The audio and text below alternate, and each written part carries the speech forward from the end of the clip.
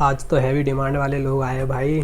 इतनी डिमांड है क्या सर मेरी? नर्क में भेजने के लिए कितने लोगों ने अर्जी लगाई है पता है तुझे? हैवी डिमांड है लेकिन नर्क में भेजने के लिए समझा नहीं मैं सर। पैसे लेना अच्छी बात है पर पैसे को लेकर बैठे रहना ये तो अच्छी बात नहीं है। पैसे क्यों नहीं वापस करता है? चित्रगुप्त जी अभी तक बैठ के तेरा हिसाब कर रहा है। उधार क्यों लेता है लोगों से इतने? सर अब एक आदमी से ज़्यादा अमाउंट लूँगा तो वो देगा थोड़ी। अब 5,000 रुपये के लिए 10 आदमी से 500-500 रुपये लूँगा तब देंगे ना वो। अब 5,000 एक साथ मांगता हूँ तो नहीं देते हैं ना सर।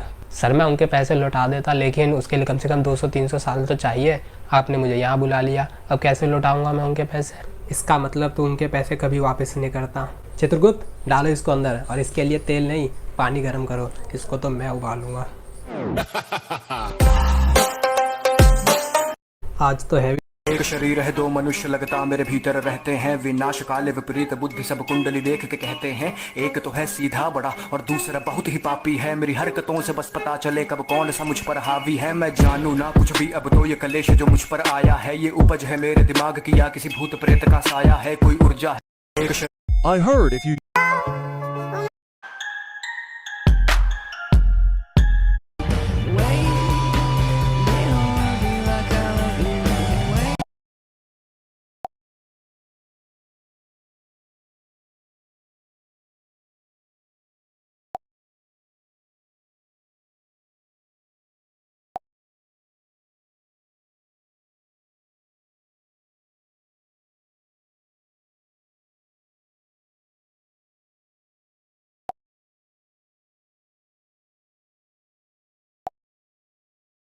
इसमें कई एक बच्चे ऐसे हैं वो मुझे ही पापा मानते हैं।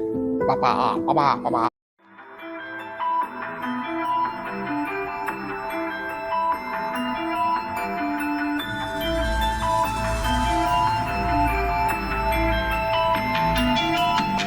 वर्षों तक वन में घूम घूम बाधा विघ्नों को चूम चूम सह धूप घाम पानी पत्थर पांडव आए कुछ और निखर। सौभाग्य न सब दिन सोता है, देखें आगे क्या होता है।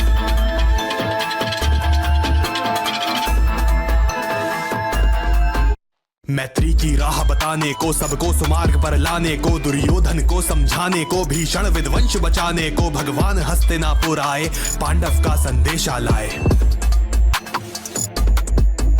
दो न्याय अगर तो आधा दो पर इसमें भी यदि बाधा हो तो दे दो केवल 5 ग्राम रखो अपनी धरती तमाम, हम वहीं खुशी से खाएंगे परिजन पर हंसी न उठाएंगे। दुर्योधन वह भी दे न सका आशीष समाज की ले न सका, उल्टे हरि को बांध दे चला जो था असाध साधने चला। जब नाश मनुज पर छाता है पहले विवेक मर जाता है। हरि ने भीषण हुंकार किया अपना स्वरूप विस्तार किया, डगमग डगमग दिग्गज डोले बान कुपित होकर बोले जंजीर बढ़ा कर साध मुझे हा हा दुर्योधन बांध मुझे। अलख निरंजन भव भय भंजन जन मन रंजन दाता, जन मन रंजन दाता।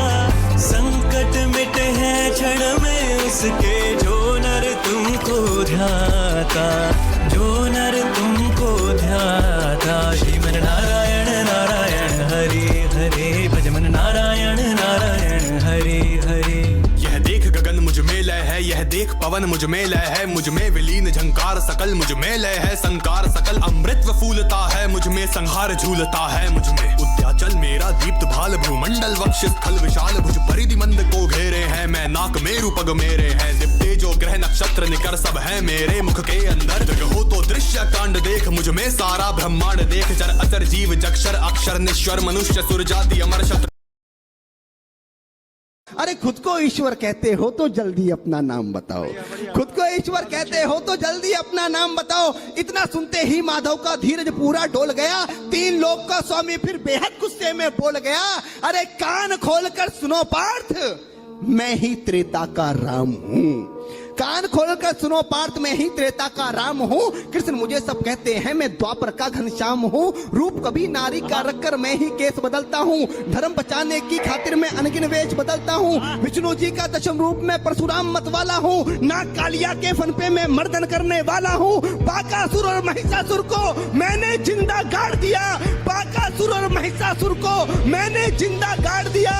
नरसिंह बनकर धर्म की खातिर हिरण्याकश्यप फाड़ दिया।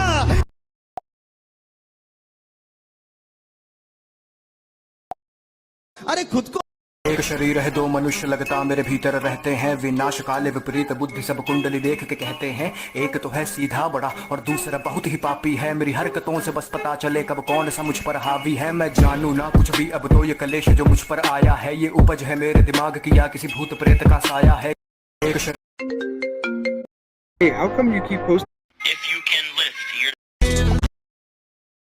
शतकोटि सूर्य शतकोटि चंद्र शतकोटि सरित सर संधु मंद शतकोटि विष्णु ब्रह्मा महेश शतकोटि जिष्णु जलपति धनेश शतकोटि रुद्र शतकोटि काल शतकोटि दंडधर लोकपाल जंजीर बढ़ाकर साध इन्हें हा दुर्योधन बांध इन्हें अलख निरंजन भव भय भंजन जन मन रंजन दाता जन मन रंजन दाता रखते चरण में अपने भगत को मन निर्मल हो जाता मन निर्मल हो जाता श्रीमन नारायण नारायण हरे हरे भजमन नारायण नारायण हरे हरे भूलोक अतल पाताल देख गत और अनागत काल देख यह देख जगत का आदि सृजन यह देख महाभारत कारण मृतकों से पटी हुई भू है पहचान इसमें कहाँ तू है अंबर में मेरा घर ऑलवेज रेडी और टॉयलेट डिटर्जेंट से घिस के साफ तो किया था पर चमक सब आते ही होंगे अक्षय कोई आइडिया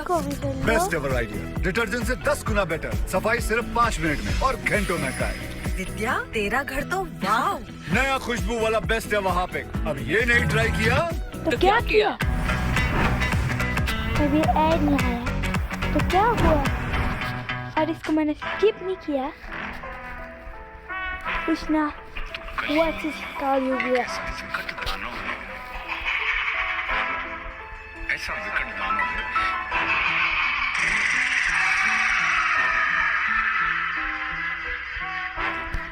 कैसा? कली उनसे क्या कह रहा है कली हुई हर अशुद्धि के लिए मैं शुद्ध होना चाहता हूँ और काली बुद्धि का मैं बुद्ध होना चाहता हूँ सृष्टि में युद्ध चारों ओर हो इस धरती के प्रेम से मैं खुद होना चाहता हूँ तोड़ देना सत्य की दीवार को चाहता हूँ मोड़ देना प्रेम की गुहार को चाहता हूँ इस धरा पे पाप फूले और फले मैं चाहता हूँ इस जगत के हर हृदय में छल पले मैं नहीं वो रावण जो आके मुझको मार दोगे मैं नहीं वो कंस जिसकी बात तुम उखाड़ दोगे पाप का मैं देवता हूँ मुझको पहचान लो खेलता हूँ माइंड से ये रात तुम भी जान लो तुम्हारे भक्त भी मेरी पकड़ में आ गए हैं मारना है मुझको तो पहले इन्हें मार दो युद्ध करना चाहो तो इंसानियत की हार हो धर्म की हो हानि अब अधर्म की पुकार हो सब तुम्हारे भक्त जन भी अब विरोधी हो गए हैं रब तुम्हारे संत जन भी कब से क्रोधी हो गए हैं मैं नहीं हूँ बस में किसी राम कृष्ण बुद्ध के अब करूंगा नाश हर मनुष्य के वजूद के अब नहीं मैं गलतियां वैसी करूँ जो कर चुका और रावण भी वीर था जो कब का छल से मर चुका मार दिया कंस को भी कुश्ती के अगर आपको लगता है खेल में ये कलयुग है सुनो बेटा होने वाला नहीं फेल में कंस रावण दुर्योधन तुमको नहीं पहचानते थे कैसे लड़ना सिद्ध पकड़ना युद्ध में वो जानते थे फैक्ट को नहीं जानते थे मेरा राज वो नहीं जानते थे वो नहीं जानते थे मैं नहीं वो छोटी बात पे अड़ जाए जो दिमाग से चालाक खोटी बात पे अड़ जाए तो ना ही जीतना है दुनिया में अब किसी देश को घसीटता मैं नीचता मनुष्यता के भेष को मैंने सुना था तुम्हारा इन्हीं के देह में था वास धर्म कर्म पूजा पाठ पूरे देश का विनाश इनकी आस्था को फिर बनाया रास्ता और राज ना डकार लूं ये बनेंगे मेरा नाश्ता आज इंसानियत पे पाप का जो वास है समाज का हर एक इलेक्ट्रॉन मेरा दास है काटना जो चाहो मुझको पहले इन्हें काट दो आज भ्रष्ट कर चुका विकास के विज्ञान को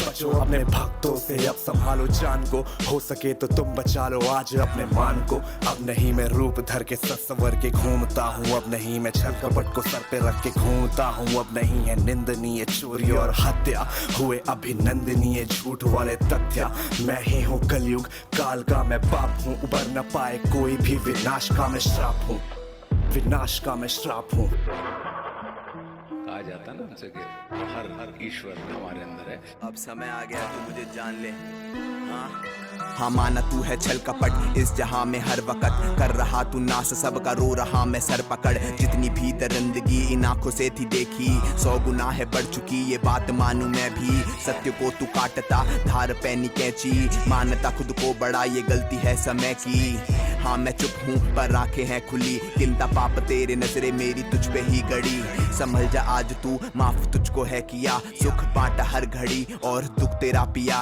पर तुझको ये लगे मैंने कुछ नहीं किया, ये मिट्टी का शरीर मेरी ही है कल्पना, तेरी सोच में भरा लोभ का टोकरा, ईर्ष्या है मन में तेरे और मन नहीं भरा, जलन भरी है क्रोध तुझको लगता है बड़ा, अब ज्यादा नहीं चलेगा पापों का ये सिलसिला, सोच तेरी खामखा पैसे ज्यादा छापता, मुझसे और मांगता पर मुझे नहीं मानता, विष पिया विनाश का अब लाऊं आपदा, वक्त आ गया है रूप दिखा दूं विराट सा, तेरी कल्पना से काफी बड़ा मेरा रूप, अंधकार खत्म करूं जैसे मैं धूप, वक्त से चलेगा तू मैं वही तो वक्त हूँ, तेरी नस में बह रहा जो लाल सा वो रक्त हूँ, मैं सत्य हूँ, तू खुद को माने ब्रह्मा और होना चाहता है, ज्ञान बहता मुझसे तू मेरे प्राण लेना चाहता है, मुझको चुनौती देके तू भगवान होना चाहता है, मुझसे टकरा के आज तू शमशान जाना चाहता है, मैं विष्णु हूँ मैं राम भी, ब्रह्मा का लूं स्थान भी, मैं कृष्ण का सुदर्शन चक्र और अर्जुन का मैं बाण भी, मानो तो मैं भगवान हूँ और ना मानो शैतान भी,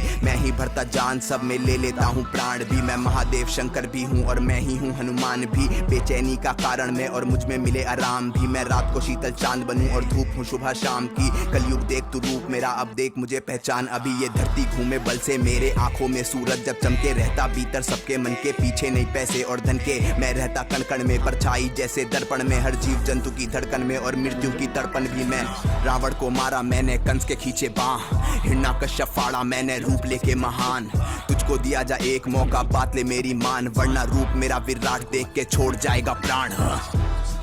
मिस्टर सेवन एबी वाइडर कलयुग versus Krishna. This is the world's first reusable cotton swab. It can remove up to 10 times more ear.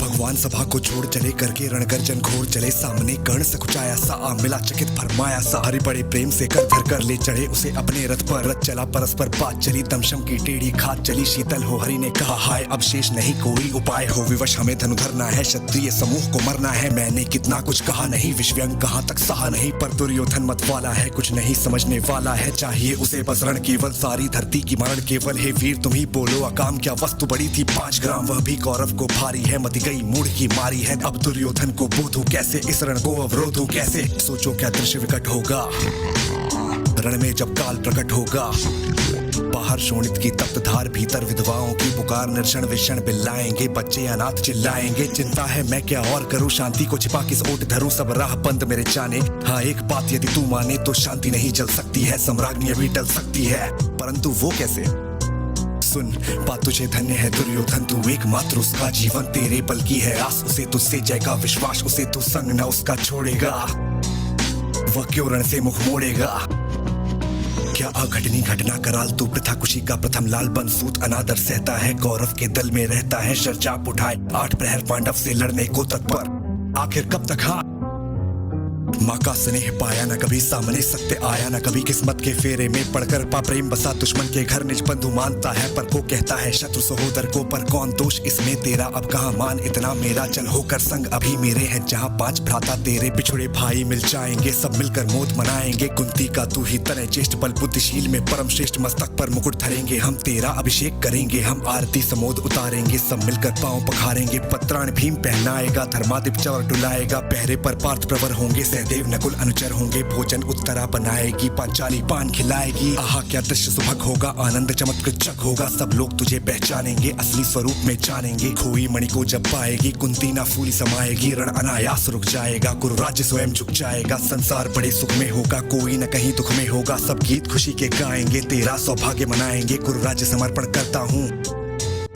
दुनिया को जो देता है वो भीख मांग रहा है, मेरे कन्हैया को पृथ्वी की आग डालने के लिए भीख मांगनी पड़ी, गुरु राज समर्पण करता हूँ, साम्राज्य समर्पण करता हूँ, यश मुकुट मान सिंहासन ले, गुरु राज्य समर्पण करता हूँ, साम्राज्य समर्पण करता हूँ, यश मुकुट मान सिंहासन ले, बस एक भीख ये मुझको दे, गौरव को तजरण रोक सके, भूखा हर भावी शोक सके, सुन सुन कर कर्ण अधीर हुआ, क्षण एक तनिक गंभीर हुआ, फिर कहा बड़ी ये माया है जो कुछ आपने बताया है, दिनमणि से सुनकर वही कथा मैं भोग चुका हूँ, ज्ञानी व्यथा जब ध्यान जन्म का धरता हूँ, उन्मन ये सोचा करता हूँ, कैसी होगी वह माँ कराल निस्तन से जो शिशु को निकाल धाराओं में धर आती है, Blessings from Bali. I'm at a serene boho chic cafe and it's beautiful. एक तरफ है कर्ण जिन्हें हराने के लिए खुद भगवान को सारथी बनना पड़ा, और दूसरी तरफ है अर्जुन जो अपने जीवन काल में एक भी युद्ध नहीं हारे। क्या लगता है आपको, दोनों महापुरुषों ने अगर एक दूसरे के साथ युद्ध किया तो कौन जीतेगा? क्योंकि मैंने देखा है आजकल मूवीज और टीवी सीरियल्स में अक्सर कर्ण और अर्जुन को कंपेयर किया जाता है, बट क्या आपको पता है कि मूवीज और टीवी सीरियल्स में गलत महाभारत दिखाया जाता है, क्योंकि असली महाभारत जो किताबों में लिखा है वो थोड़ा अलग है। चलिए दोस्तों, मेरे साथ मैं आपको ले चलता हूँ 5000 साल पहले। जब जब धर्म की हानि होती है तब तब मैं आता हूँ, जब जब अधर्म बढ़ता है तब तब मैं आता हूँ। सज्जन लोगों की रक्षा के लिए मैं आता हूँ, दुष्टों का विनाश करने के लिए मैं आता हूँ, धर्म की स्थापना के लिए मैं आता हूँ और युग युग में जन्म लेता हूँ।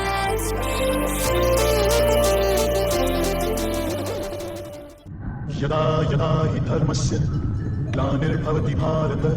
आज हम इन महान योद्धाओं को एक इंसान के नजरिए से देखेंगे। आज हम जानेंगे कि इन दोनों की पर्सनैलिटी कैसी थी, उनके दिमाग में हमेशा क्या चलता था, उनकी लाइफ की सर्कमस्टेंसेस कैसी थी, एक्सेट्रा एक्सेट्रा। क्योंकि अगर उनका इंसानी पहलू देखें तो हम इनसे बहुत कुछ सीख सकते हैं। जब तक आप उन्हें एज ए ह्यूमन नहीं देख पाओगे, आप उनकी गलतियों से और उनके अनुभव से कुछ नहीं सीख पाओगे। दोस्तों, आखिर वे कौन से योद्धा हैं जिसने प्रभु श्री राम से पहले रावण को हराया था? पहले हैं बाली, जो किष्किंधा के राजा थे। एक वरदान के अनुसार अगर कोई भी योद्धा बाली से युद्ध करता था तो उसकी आधी शक्तियां बाली में समा जाती थी। इस बात से अनजान रावण बाली से युद्ध करने चला गया। इस युद्ध में बाली ने रावण को अपनी बाजू में दबाकर 4 समुंदर की परिक्रमा की थी। बाद में रावण ने बाली से क्षमा मांगकर खुद को छुड़वाया था। दूसरे हैं सहस्त्रबाहु अर्जुन। एक बार रावण सहस्त्रबाहु अर्जुन से युद्ध करने पहुंच गया। तब सहस्त्रबाहु अर्जुन ने अपने हजारों हाथों से नर्मदा नदी के बहाव को रोक दिया और फिर अचानक सारे पानी को एक साथ छोड़ दिया। इस तेज बहाव में रावण बह गया था। तीसरे हैं हमारे भगवान शिव। एक बार रावण अपने घमंड में चूर होकर महादेव से युद्ध करने कैलाश पर्वत पर पहुंच गया। उस समय भोलेनाथ ध्यान में थे। उनका ध्यान भटकाने के लिए रावण कैलाश पर्वत को ही उठाने लगा। तब भगवान शिव ने अपने पैर के अंगूठे से ही कैलाश पर्वत का भार बढ़ा दिया था, जिससे रावण का हाथ कैलाश पर्वत के नीचे दब गया। इसके बाद ही रावण ने महादेव से क्षमा मांगकर उनको अपना। आखिर वे कौन से योद्धा हैं जिसने प्रभु श्री राम से पहले रावण को हराया था? पहले हैं बाली, जो किष्किंधा के राजा थे। एक वरदान के अनुसार अगर कोई भी योद्धा बाली से युद्ध करता था तो उसकी आधी शक्तियां बाली में समा जाती थी। इस बात से अनजान रावण बाली से युद्ध करने चला गया। इस युद्ध में बाली ने रावण को अपनी बाजू में दबाकर 4 समुंदर की परिक्रमा की थी। बाद में रावण ने बाली से क्षमा। दोस्तों, आपको ये बात जानकर बहुत हैरानी होगी कि महाभारत के जो ओरिजिनल डॉक्यूमेंट्स थे, जो वेद व्यास जी और गणेश जी ने खुद लिखे थे, वो अनफॉर्चुनेटली आज तक सर्वाइव नहीं कर पाए। अब आप सोच रहे होंगे कि अगर हमारे पास महाभारत के मैन्युस्क्रिप्ट्स नहीं है तो हमें कैसे पता चला कि महाभारत में क्या हुआ था? द फैक्ट इज, सदियों तक महाभारत का ज्ञान ओरली ट्रांसफर किया गया था, मतलब कहानियों के रूप में या फिर नाटकों के रूप में, क्योंकि उस समय ज्यादा लोग पढ़ना लिखना नहीं जानते थे। समय के साथ साथ जैसे जैसे नए एडिशंस बने, अलग अलग इन्वेशंस हुए और नए नए ट्रांसलेशंस बनते गए, उसके चलते क्या हुआ, महाभारत की ओरिजिनल स्टोरी में बदलाव आना शुरू हो गया और कुछ हजारों सालों के दरमियान ये बदलाव इकट्ठा होता गया। और इसी वजह से आज जिस महाभारत को हम जानते हैं वो शायद ओरिजिनल व्यास महाभारत से डिफरेंट है। अब ऑफ कोर्स ये एक बड़ी प्रॉब्लम थी। इसे टैकल करने के लिए भंडारकर ओरिएंटल रिसर्च इंस्टीट्यूट्स यानी बोरी के साइंटिस्ट और आर्कियोलॉजिस्ट ने 50 सालों तक एंशिएंट मैन्युस्क्रिप्ट्स और अलग अलग एडिशंस को स्टडी किया और उन सभी बातों को एक किताब में कंपाइल किया, जिसे हम बोरी क्रिटिकल एडिशन के नाम से जानते हैं। प्रेजेंट टाइम्स में क्रिटिकल एडिशन को महाभारत की सबसे ज़्यादा एक्यूरेट किताब माना जाता है। जैसे ही क्रिटिकल एडिशन दुनिया के सामने आया, महाभारत से रिलेटेड जो भी मिथ्स थे वो डिबंक हो गए। फॉर एग्जाम्पल, आपको जानकर बड़ी हैरानी होगी कि द्रोणाचार्य ने कर्ण को कभी शिक्षा देने से इनकार किया ही नहीं था। इनफैक्ट कर्ण ने अपनी बेसिक ट्रेनिंग द्रोणाचार्य से ही की है। आजकल टीवी सीरियल्स में यही बताया जाता है कि कर्ण को द्रोणाचार्य ने सिखाने से इनकार कर दिया था, बट असलियत में ऐसा कभी कुछ हुआ ही नहीं था। इस वीडियो में मैंने जो भी घटनाओं को डिस्कस किया है, जो भी फैक्ट्स को डिस्कस किया है, वो सब क्रिटिकल एडिशन से ही लिए गए और हम इस वीडियो में आगे बहुत सारे मिथ्स को डिबंक करेंगे। तो चलिए कर्ण और अर्जुन इन दोनों की वीरता की कहानी को सुनते हैं from the real Vyasa Mahabharata. But मेरी आप सभी लोगों से एक छोटी सी रिक्वेस्ट है। I respect both of this warriors from the bottom of my heart, और मैं नहीं चाहता कि जिस वीडियो को मैंने एक इंपॉर्टेंट मैसेज डिलीवर करने के लिए बनाया है उसका कमेंट सेक्शन गंदगी से भरा हो। Please watch the full video because half knowledge is even more harmful than no knowledge. और अगर आप बहुत ही ज़्यादा सेंसिटिव हो तो प्लीज़ आप वीडियो को अभी छोड़कर चले जाइए। एंड यस, लास्टली, हम कौन होते हैं यार उन्हें कंपेयर करने वाले? This video is more about learning and understanding them rather than comparing them. अभ्युत्थानम् अधर्मस्य तदात्मानं सृजाम्यहम्। This was one of the most spectacular wars of the entire Mahabharata. इस युद्ध में जो पराक्रम हुए हैं, न कभी ऐसे पराक्रम हुए थे, न आइंदा कभी ऐसे पराक्रम देखे गए। उस दिन सारी दुनिया अर्जुन को देखकर उनकी तारीफ कर रही थी। इस युद्ध में अकेले अर्जुन ने पूरी कौरव सेना को हराया था। And also this was among the very few Wars जब कर्ण और अर्जुन एक दूसरे के खिलाफ लड़ते हैं। चौपाल का गेम हारने के बाद पांडवों को 12 साल वनवास और 1 साल अज्ञातवास में जाना पड़ता है। शर्त ऐसी थी कि अगर पांडव उस 1 साल के अज्ञातवास में पकड़े जाते हैं तो उन्हें दोबारा 12 साल का वनवास करना पड़ेगा। मतलब पांडवों को अज्ञातवास के दौरान छिपे रहना था और इसीलिए पांडव विराट राज्य में भेष बदल कर रहने लगे। सो ये जो विराट युद्ध हुआ था ना, वो अज्ञातवास के एंडिंग फेज में हुआ था। तो दुर्योधन के जासूस लोग उन्हें बताते हैं कि पांडव शायद विराट राज्य में छिपे हो सकते हैं और यही खबर सुनकर दुर्योधन निकल पड़ते हैं अपनी पूरी सेना के साथ विराट राज्य की ओर with side objective of stealing cattles. अब मत्स्य किंगडम यानी विराट राज्य बड़ी मुश्किल में पड़ गया था क्योंकि इस राज्य पर अब दोनों साइड से अटैक हुआ था। पहले तो राजा सुशर्मा ने अटैक किया और उस साइड को डिफेंड करने के लिए मत्स्य किंगडम के राजा और उनकी पूरी सेना चली गई। और दूसरी साइड से जब कौरवों ने अटैक किया तब वहां से डिफेंड करने के लिए कोई सेना बची नहीं थी और इसीलिए कौरवों का ये हमला देखकर अर्जुन डिसाइड कर लेते हैं कि वो विराट राज्य की रक्षा करेंगे। सो अर्जुन विराट राजा के बेटे के साथ सारथी बनकर जाते हैं। कौरव सेना इतनी बड़ी थी कि उसे एक छोर से देखने पर उसका अंत नजर ही नहीं आता था। अल्सो आप ये बात बिल्कुल मत भूलना कि उस सेना में दुर्योधन, द्रोणाचार्य, कृपाचार्य, कर्ण, अश्वत्थामा, विकर्ण ये सब महारथी भी शामिल थे। युद्ध के समय कृपाचार्य खुद कर्ण से कहते हैं कि even Indra himself is incapable of facing Partha in battle. एक मिसकंसेप्शन होता है लोगों के दिमाग में। आजकल टीवी सीरियल्स में इंद्रदेव को बहुत ही ज़्यादा वीक दिखाया जाता है, but in reality he was a symbol of power. He was literally the king of gods. So coming back to the war, Arjun was standing there like a mountain of unshakable will. Each arrow from his bow was a promise to death. His arrows rained down like monsoon. Kaurava army जो पहले बहुत ही ज़्यादा confident थी, अब सूखे पत्तों की तरह यहाँ वहाँ बिखरने लगी। थोड़ी देर बाद कर्ण अर्जुन से लड़ने आते हैं। अर्जुन बहुत सारे तीर कर्ण की तरफ छोड़ देते हैं। कर्ण इसे काउंटर करते हुए और तीर चलाते हैं जो अर्जुन के घोड़ों को जाकर लगते हैं। फिर कर्ण अर्जुन के हाथ पर निशाना लगाते हैं और अर्जुन की ग्रिप को नाजुक कर देते हैं। अब जैसे कर्ण और एक तीर चलाने वाले थे, अर्जुन उनके धनुष को ही काट देते हैं। अब कर्ण के पास कोई धनुष नहीं था और इसीलिए वो एक भाला उठाते और अर्जुन की तरफ फेंक के मारते, पर अर्जुन को कहा किसी भाले से फर्क पड़ने वाला था। अब अर्जुन कर्ण की ओर एक तीर चलाते हैं जो सीधा उनके छाती में जाकर लगता है और कर्ण यही कुछ समय के लिए बेहोश पड़ जाते हैं। वन इम्पॉर्टेंट थिंग जो आपको पता रहनी चाहिए कि कर्ण के पास यहाँ पर एक साधारण सा धनुष था। उन्होंने अपना फेमस विजय धनुष सिर्फ कुरुक्षेत्र के 17वें दिन ही इस्तेमाल किया था। On the other hand Arjun के पास गांडीव था, एक दिव्य धनुष जैसे गांडीव और एक साधारण धनुष में बहुत फर्क होता है। कहा जाता है कि गांडीव 1,00,000 साधारण धनुषों के इक्विवेलेंट था और इस युद्ध में उनके पास अपने कवच कुंडल भी नहीं थे। हाँ, अगर कर्ण के पास विजय धनुष होता तो शायद उनका धनुष कभी टूटता ही नहीं। परित्राणाय साधूनां विनाशाय च दुष्कृतां। कुरुक्षेत्र के 17वें दिन एक ऐसा युद्ध होने वाला था जिसे युगों युगों तक याद रखा जाएगा। एक ऐसा युद्ध जिसे देखने के लिए खुद देवता स्वर्ग से उतर आए। This was like the final boss battle in Mahabharata. उस जगह उस दिन इंसानी सीमाएं यानी ह्यूमन लिमिट्स टूट गए और वीरता ने एक अलग चरम को छुआ। समुद्र की लहरें उठी, हवाएं जोर जोर से चलने लगी, मानो प्रकृति भी इस महायुद्ध का हर पल देखना चाहती हो। अब आप सोच रहे होंगे कि कर्ण ने इस युद्ध में अपना विजय धनुष इस्तेमाल किया था और अर्जुन ने भी गांडीव का इस्तेमाल किया था, तो क्या दोनों साइड से कंडीशंस इवन थी? Well actually no. कुछ पॉइंट्स थे जो कर्ण के अगेंस्ट थे। जैसे युद्ध से पहले कुंती कर्ण से मिलने आती है और कर्ण से कहती है कि वो उसका सबसे बड़ा बेटा है और इसीलिए कर्ण को पांडवों की तरफ से लड़ना चाहिए, पर क्योंकि कर्ण ने दुर्योधन को वचन दे रखा था, वो कुंती को मना कर देते हैं। फिर कुंती कर्ण से वचन मांगती है कि वो पांडवों में से किसी की भी जान नहीं लेंगे। कर्ण इस वचन को स्वीकारते हुए कहते हैं कि वो किसी भी पांडव को नहीं मारेंगे except Arjun. And you know the sad part is कि कुंती की बातों से समझ में आ रहा था कि she was still not worried about Karna at all. Kunti को अभी भी सिर्फ पांडवों की ही परवाह थी, कर्ण की नहीं। और हाँ, कर्ण चाहते तो कुरुक्षेत्र में वो बड़ी आसानी से युधिष्ठिर, भीम, नकुल और सहदेव को मार सकते थे। इनफैक्ट कर्ण को उन्हें मारने के बहुत सारे चांसेस भी मिले थे। और एक बात थी जो कर्ण पर नेगेटिवली असर कर रही थी, शल्य।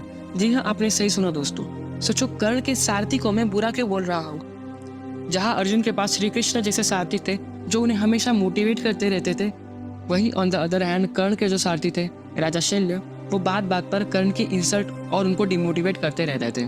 तो 17वें दिन का युद्ध शुरू होता है और जैसे ही युद्ध में कर्ण और अर्जुन एक दूसरे के सामने आते हैं, कौरवों की सेना कर्ण के लिए जोर जोर से चिल्लाने लगती है और पांडवों की सेना भी अर्जुन के लिए शोर मचाने लगती है।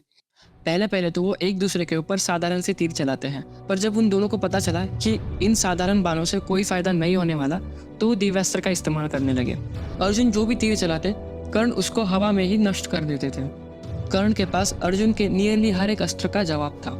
वो दोनों एक दूसरे की तरफ एक साथ इतने बाण छोड़ देते थे कि सूर्य दिखना भी बंद हो जाता था। इसी बीच क्या होता है, अर्जुन कर्ण के कवच को तोड़ देते हैं और कर्ण का बैलेंस बिगड़ जाता है। अब कर्ण एक अस्त्र चलाने के लिए मंत्र को बोलने की कोशिश करते हैं, पर वो उस मंत्र को बीच में ही भूल जाते हैं। याद है परशुराम का शाप? परशुराम ने झूठ बोलने के लिए जो कर्ण को शाप दिया था वो अभी असर करने लगता है। ऊपर से शल्य भी कर्ण को इंसल्ट करते हुए बोलते हैं कि तुम सूत पुत्र हो, अर्जुन जैसे महान योद्धा के सामने तुम ज्यादा देर नहीं टिक पाओगे।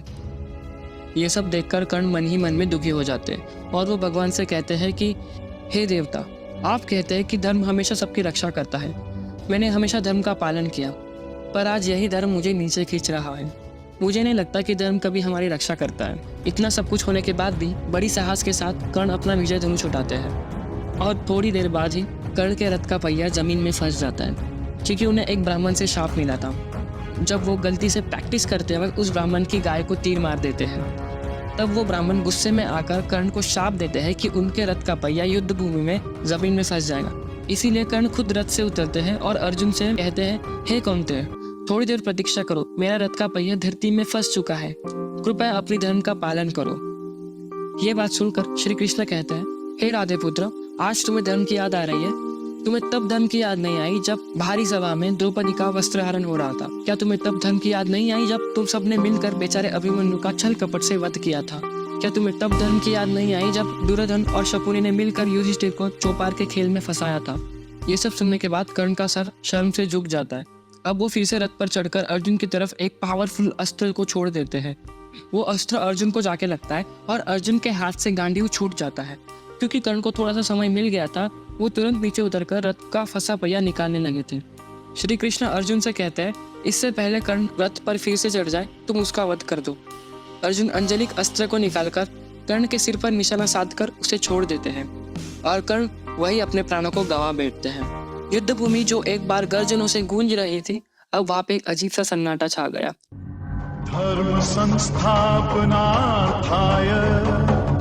संभवामि युगे युगे।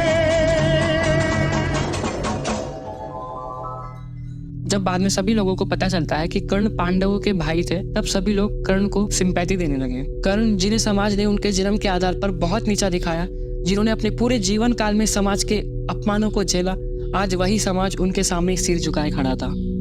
आप में से नियरली 90% लोगों के फेवरेट कैरेक्टर शायद कर्ण ही होंगे, क्योंकि कर्ण से हम लोग ना काफी रिलेट कर पाते हैं।